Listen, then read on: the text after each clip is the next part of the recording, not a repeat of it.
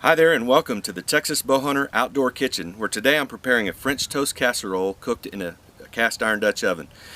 French toast is one of my all-time favorite breakfasts, but a lot of times I like to prepare it in a form of a casserole, and especially when I'm in a camp full of hungry hunters as I am this weekend. It allows me to do a lot of the prep work in advance.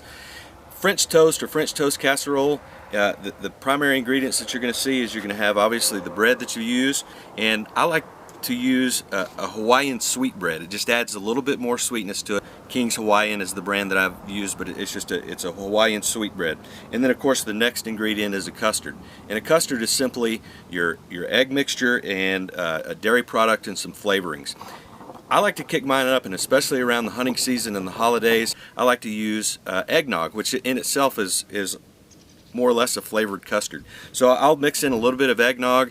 If I don't have that, I'll even use a little bit of coffee creamer, and that's what I've actually used in this case, is just a little flavored coffee creamer, and then mix that with some half and half.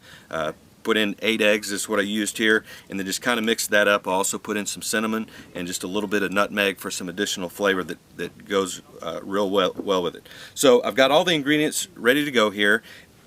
I've also started some coals so that we can add heat to the Dutch oven. This recipe can be found, by the way, in our January-February 2012 edition of the Texas Bowhunters Journal. It's inside here. It's got a link to this video, and then the ingredients and the instructions are right here inside the magazine.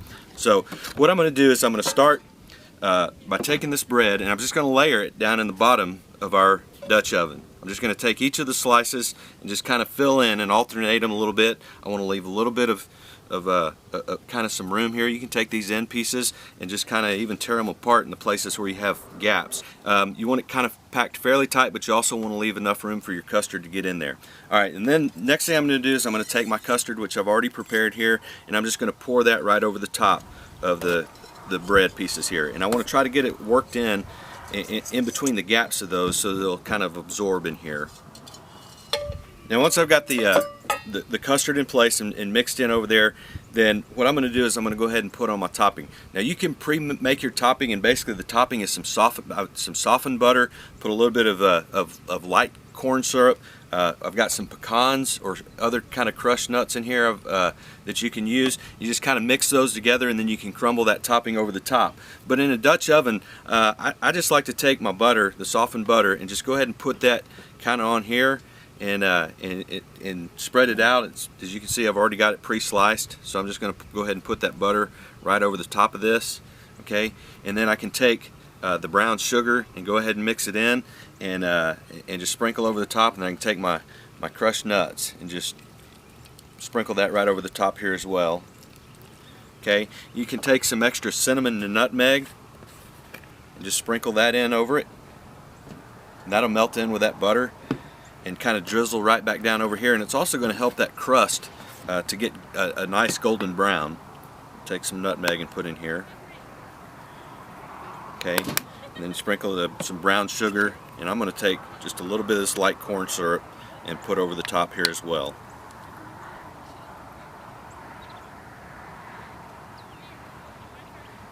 Alright, that's going to be great. Okay, so once you have all the ingredients in, then what I like to do is I actually like to let it sit. I'm going to put the top on, and I wanted to let it sit for just a little bit so that bread has a chance to absorb all of that custard and get good and incorporated in there. And then once you do that, what we're going to do is we're going to go ahead and take our Dutch oven, and I'm going to move it right over here, just set it right down here beside me on the ground. So now all I'm going to do is I'm going to take just a few of these coals, and I'm going to pour them out on the ground. And I want most of my heat to be on the top, so really I'm just going to take about 3 or 4 of these coals and kind of arrange them on the bottom. Move the rest of these kind of out of the way. Okay, and then I'm going to take my Dutch oven and I'm just going to set it right over the top of it. I've got 5 coals right here. Alright, then I'm going to take individual coals, and to create a column of heat that goes all the way back down the Dutch oven, I'm just going to pour these coals on the top, but I'm going to arrange them around the top of the lid, the outside of the top of the lid. Okay, and I'm just going to take each of those coals,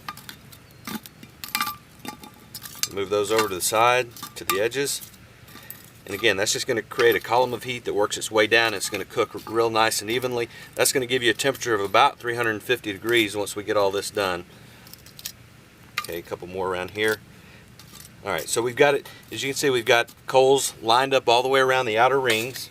And then once we have the coals arranged over the top, we're going to allow for about 45 minutes of cooking time. We're going to take our lid after about 15 minutes and we're just going to rotate it a quarter of a turn, and that's going to help it to cook even more evenly.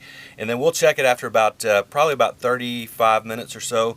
We'll take a look and see what our progress is, and then if it needs more cook time, we'll of course do that. And then so we'll be back in about 35-40 minutes, and we'll check on it and see what kind of progress we're making.